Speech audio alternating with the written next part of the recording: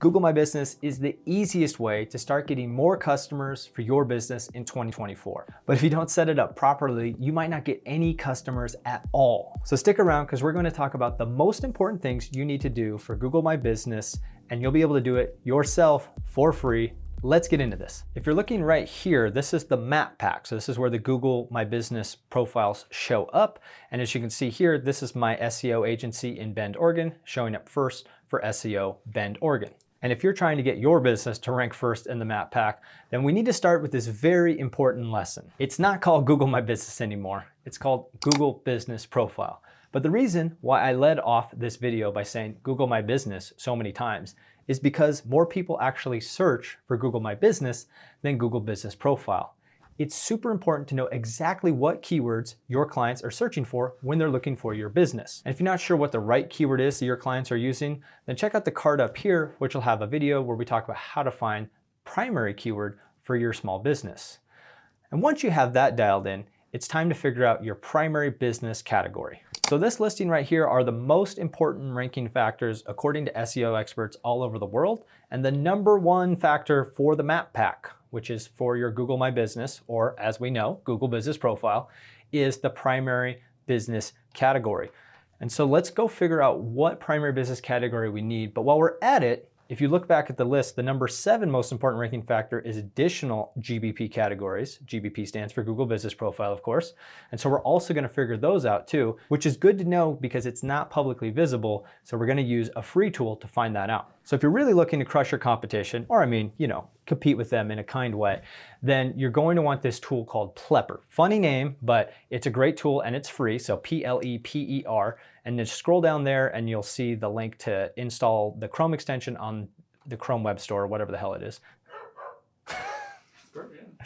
Well, are you mad that you're not showing up in the map pack?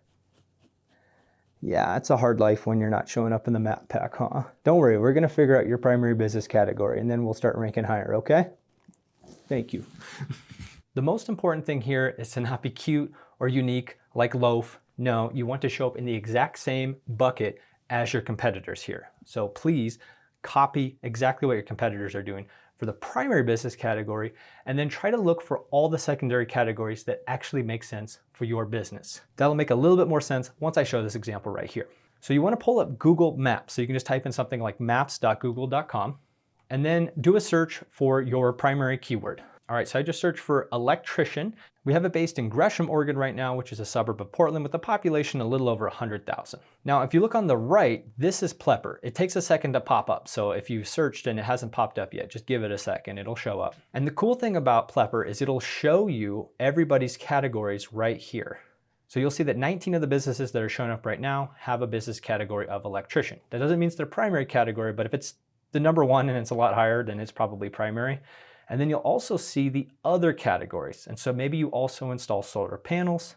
So you'll see solar energy company. You might also install EV charging stations. So we see a couple people with that secondary category. This should give you an idea of a couple services that you can include in your Google Business Profile. Another quick way to check primary business categories is if you actually look just below the rating, that's the primary business category. So you can see electrician, electrician, electrician, electrician. So this is a pretty easy niche to decide what your primary business category is. But if you look at this company right here, White Lightning and Electric, interesting name, they put electrical installation service. Now, if you click on their profile, you can actually dig into their details over here. Now this just says that they're an electrical installation service. Now, that may be true, but if they are also electricians, I would recommend that they put electrician as their primary business category and put electrical installation service as a secondary category. So how do you do that? Right here is the Google Business Profile panel for then Can Designs. You can pull it up by Googling literally my business and then clicking on View Profile, or you can type the full name of your business and it should pop up if you're signed into the right Google account. Click on Edit Profile, and then your categories are right here under your name. Notice that the primary category right there says primary category. So my primary category is website designer. And then your secondary categories are below that, and they are listed as additional categories. So earlier in the video, I showed you that I was ranking first for SEO Bend, Oregon, which is actually internet marketing service. So even though that's one of my secondary categories, I'm still showing up first in the map pack for that. So that's the power of making sure you have the right business categories listed in your profile so that way you can crush that competition. You know what I'm talking about? Now, while we're digging into the Google Business Profile panel, another thing that's super important to showing up in the map pack is to make sure that we fill out all of the Google Business Profile settings. The more, the better. And so you want to go through here, you want to put your name, and we'll talk about some rules on that here in a second. We want to put all of our categories like we just talked about. Again, that's super important. Then we want to put our business description. Now, stuffing keywords here is not going to help you rank higher. Just write naturally like you would to an ideal client. Pretend like you're talking to a customer. How would you describe your business to them? Make it engaging. Put your opening date, even if you haven't been open that long. You want to make sure your phone number and your website are accurate. Put all your social profiles here. Business location, we'll talk about some of the rules here in a second, but if you work from home, then you're still going to put your home address in here, but you can make it not publicly visible. As you can see, that's what I've done here. And then you want to put a service area, and you don't want it to be larger than a 2-hour radius. And obviously, if you have a physical location, you want to put that in and make sure it's accurate, includes suite numbers and all that good stuff. Then make sure you put all your business hours, and then they have a couple other identifying factors that you can put here. I talk a lot more about some of these options in other videos, so let's just skip ahead and let's make sure that we're filling out everything. So there's a messaging feature so that clients can reach out to you directly. You can add photos to your profile. Make sure you upload a logo and a cover photo. You want to make sure that your services are listed properly. Google will occasionally go through and add services based on what's on your website. And so you want to make sure to just come through and clean this up every once in a while in case there's any services you don't do. So like for instance, they put DIY websites. I don't help people with DIY websites. So I'll just hit delete service. And just like that, we're already cleaning it up. And of course, if there are some services that you do that aren't on here, make sure you add them. There's a way for people to book services with you. You want to fill out this setting. I encourage even pointing to a contact form on your website if that's what you have. But some industries, you have specific booking tools where you can book appointments. And so make sure that you link to that here.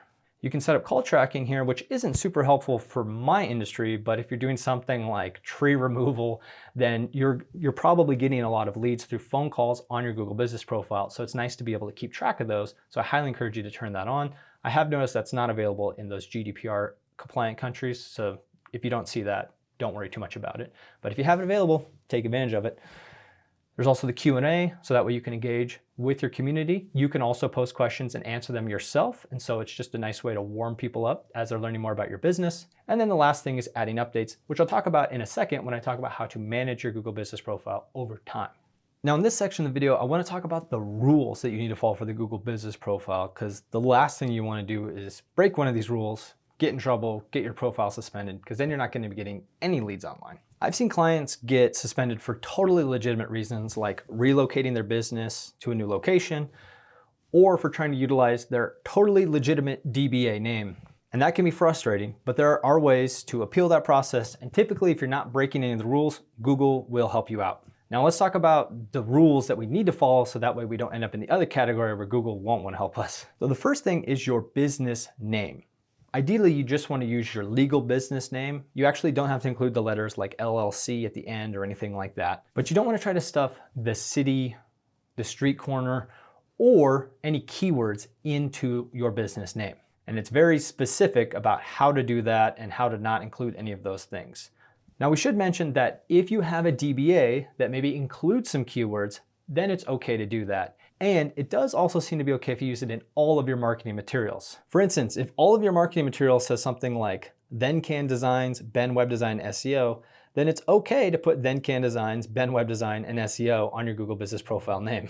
So make sure you don't violate any of those rules. And if you really want to include a keyword in your business name, then a DBA usually only costs like $50 to file with the state. So make sure that not only do you file for that, but you also get new marketing materials because Google may suspend you and you'll have to verify that you've made that change. That also happens if you legitimately change your name to something completely different. Just have documentation ready. Now let's talk about the business address. This is super important. For a Google Business Profile, you either need to have a physical location, you need to serve clients at their location, serve clients at your location, or serve clients at a neutral location, like a coffee shop. That means you're totally fine to verify your business at your home, but that will be the address that you put. Now the rules here clearly state that you do not want to put a PO box or a co-working space. Now I've heard exceptions if you have a permanent location at a co-working space. You may have seen this before if you've ever been to a co-working spot, somebody has a sign up and that's like their office space. That's typically okay.